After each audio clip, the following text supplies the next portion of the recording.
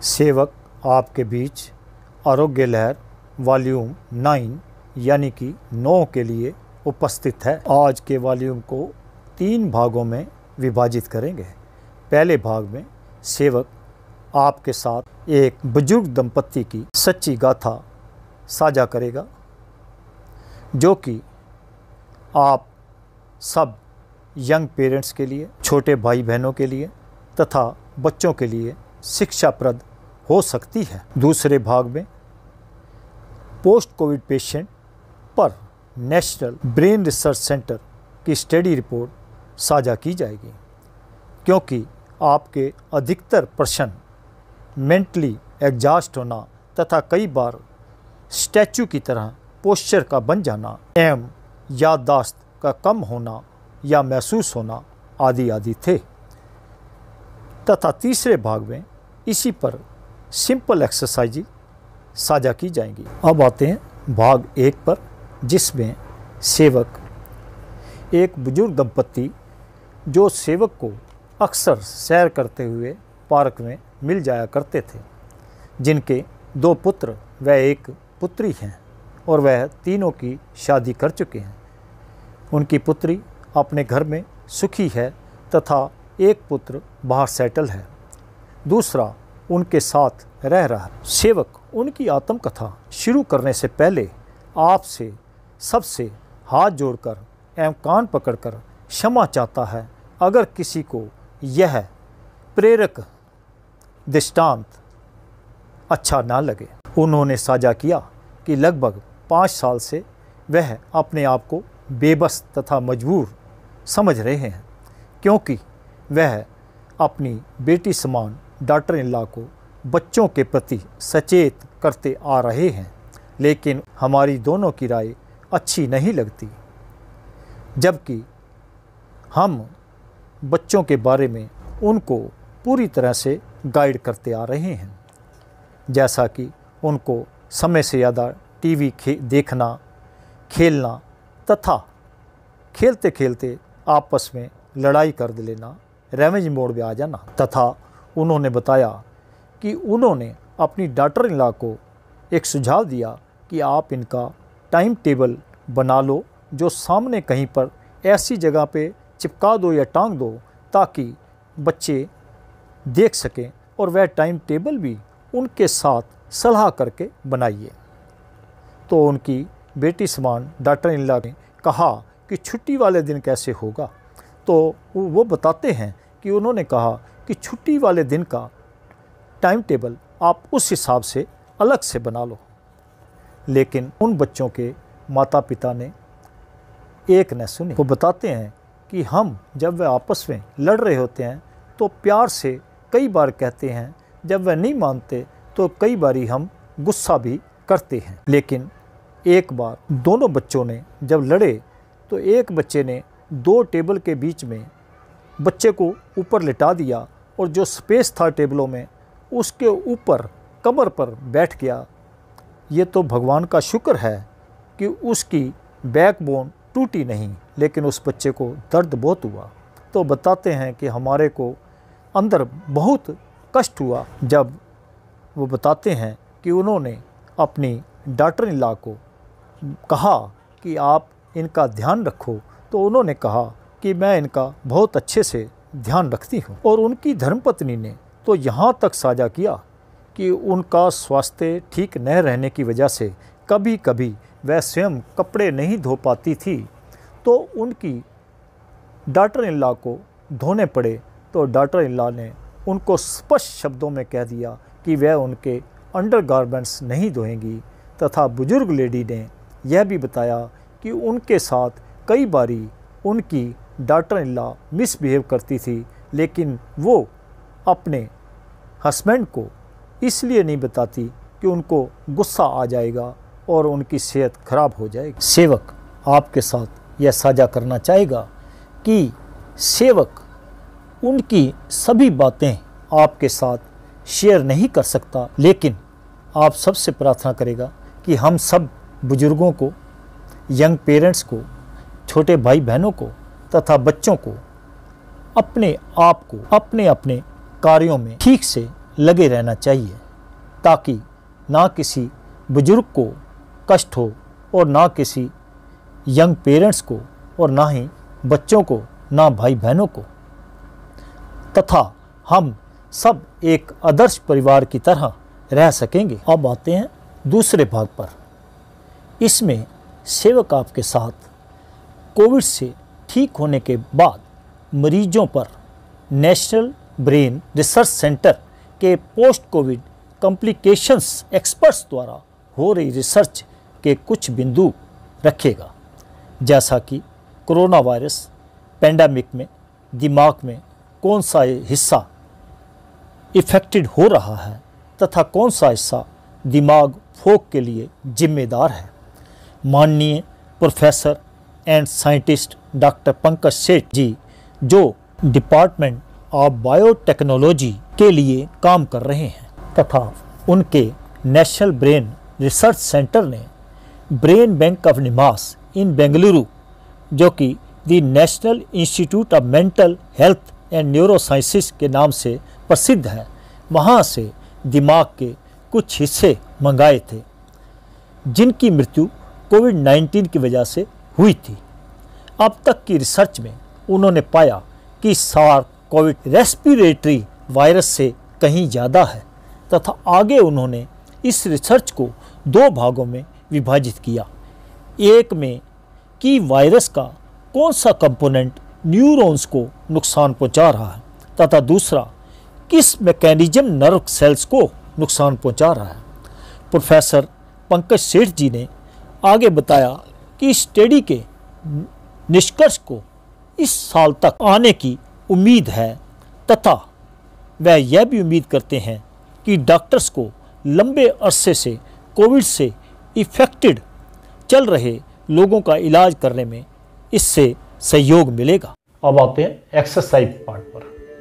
सर्वप्रथम आप करेंगे अनुलोम विलोम। ये देखिए, ऐसे आपने अपने थंब को, राइट हैंड के थंब को इधर राइट साइड पे नोजल पे रखा और हल्का सा दबा दिया। लेफ्ट से सांस लेंगे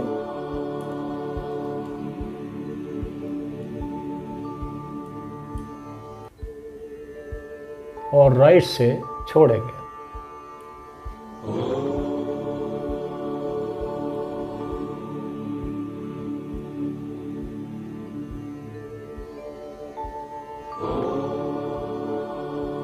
इसमें आपने एक चीज का ध्यान रखना है, जब आपने सांस लिया था, मान लो आपने 6 तक अंदर ही अंदर काउंट किया था, तो जब आप निकाल रहे हैं तो आप 12 तक यानी कि 12 तक काउंट करेंगे। इसी प्रकार जब आप राइट से लेंगे 6 तक काउंट करेंगे। सांस की आवाज़ बिल्कुल नहीं आनी चाहिए जब आप इनहेल कर रहे हैं, और जब एक्सहेल कर रहे हैं तब भी आवाज़ नहीं आनी चाहिए। इससे आपको बहुत ज़्यादा बेनिफिट मिलेगा अपनी डिप्रेशन के लिए और इवन ब्रेन की ओवरहालिंग के लिए। अगर कोई भी कमी रह गई है वो धीरे धीरे ठीक होनी शुरू हो जाएगी। और ये आपने 5 मिनट तक करना है। इसके साथ दूसरा जो प्राणायाम है वो आपने ओम का उच्चारण करना है। वो भी इसी प्रकार है, आप सांस लेंगे और ओम का उच्चारण करेंगे।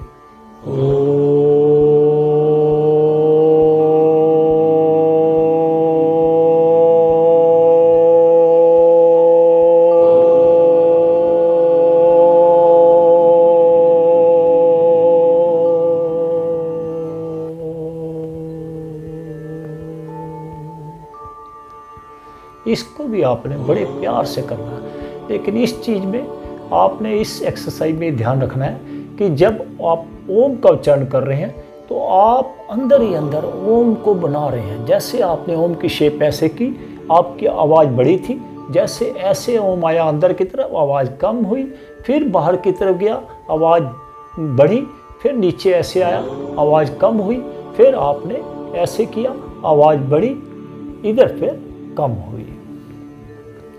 इसी के साथ आप एक और प्राणायाम करेंगे, भ्रामरी प्राणायाम, जो आपको और भी ज़्यादा फायदा देगा।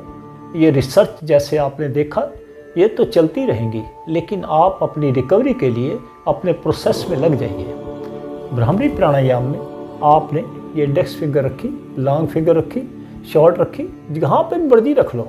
और कानों को आपने बंद करना है। दो तरीके हैं, एक तो ये आपकी बोन है, इसको दबा सकते हैं, एक अपने थंब को अंदर रख सकते हैं। ऐसे आपने थंब को अंदर रखा, ऐसे किया, प्यार से सांस लेंगे और भावरे की तरह जैसे फूल पे भौरा मंडराता है और गुनगुनाता है, वही आपने आवाज़ करनी है।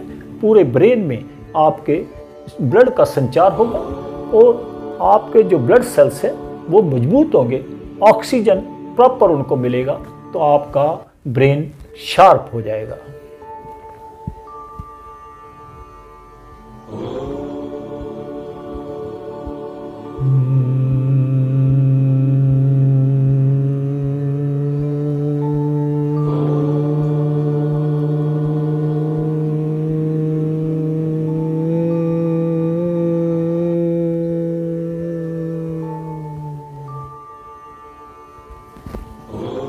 एक लंबा सांस ले लें अपनी सांसों को सम करने के लिए।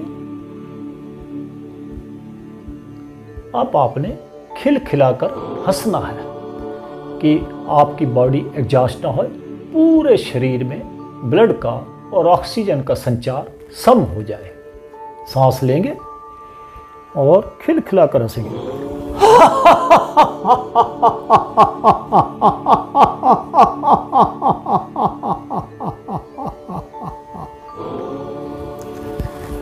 अगर आप ये क्रियाएं 5-5 मिनट भी चारों कर लेंगे तो आपके ब्रेन को शार्प होने में और दुरुस्त होने में ज़्यादा टाइम नहीं लगेगा।